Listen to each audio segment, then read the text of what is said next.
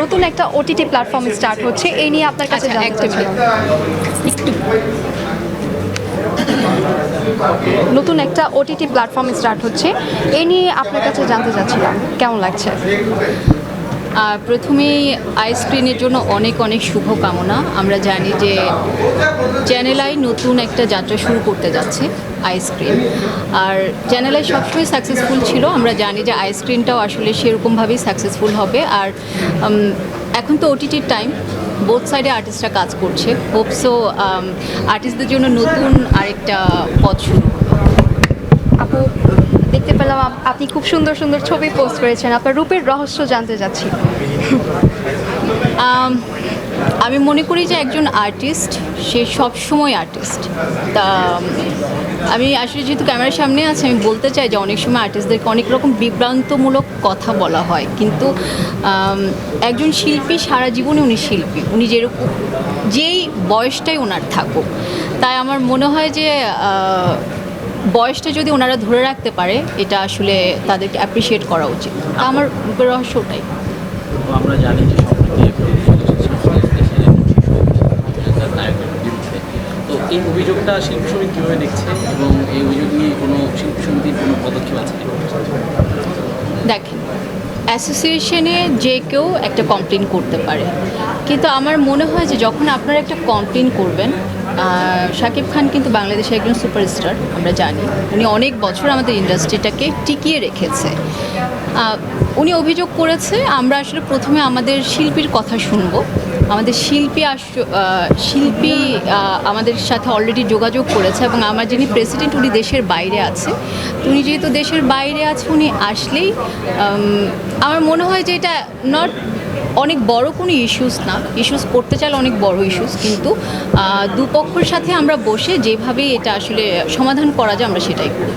মানে যদি অভিযোগটা মিথ্যা হয় তাহলে আপনারা আপনাদের শিল্পীর পাশে আছেন? অ্যাসোসিয়েশন কি? অ্যাসোসিয়েশন আসলে অবশ্যই এটা যেহেতু আর্টিস্ট অ্যাসোসিয়েশন, এখানে অবশ্যই শিল্পীর প্রায়োরিটিটা বেশি। তাই অভিযোগ মিথ্যা সত্যতা এখন আমি বলতে পারবো না, কারণ এটা নিয়ে এখনও আমরা কোনো জাজমেন্টে নামিনি। আমরা যেটা হলো, আমরা আগে আমাদের শিল্পীর কথা শুনবো। কোনো কথা হয়েছে কি?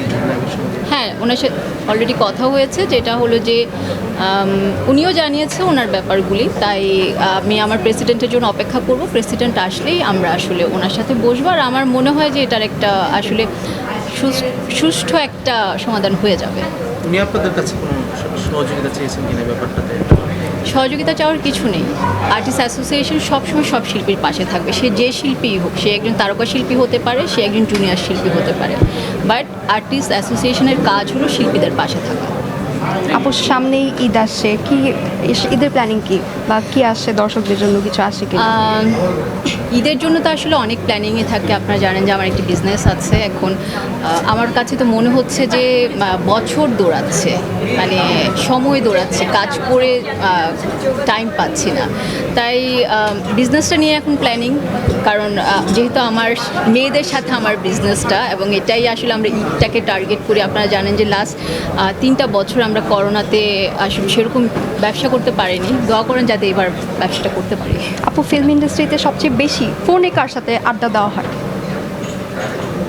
ফোনে সবচেয়ে বেশি কার সাথে? এখন তো আসলে সবচেয়ে বেশি আড্ডা দেওয়া হয় যারা আমার প্যানেলে আছেন, লাইক রিয়াজ ভাই, ফিরোজ ভাই, সাইমন, কাঞ্চন ভাই, একজন নাম না বললে নয়, জেসমিন আপু। এদের সাথে আমার আসলে প্রতিনিয়ত কথা বলতেই হবে।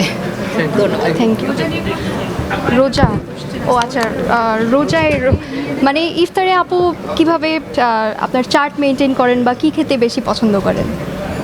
আচ্ছা, ইফতারি যেটা হলো যে আমার ভাজা পোড়া সবসময় পছন্দ। ভাজা পোড়া আমি অনেক খাই, কিন্তু সেটার সাথে বলবো যে 8 রোজা 10 রোজা থেকে একটু মেনটেন করতে হবে, তা না হলে ঘরের বানানো যদি খাবার খান কোনো সমস্যা হয় না। তাই আমি বলবো যে ঘরের বানানো খাবেন, তাহলেই শরীর স্বাস্থ্য সব ভালো থাকবে। Thank you.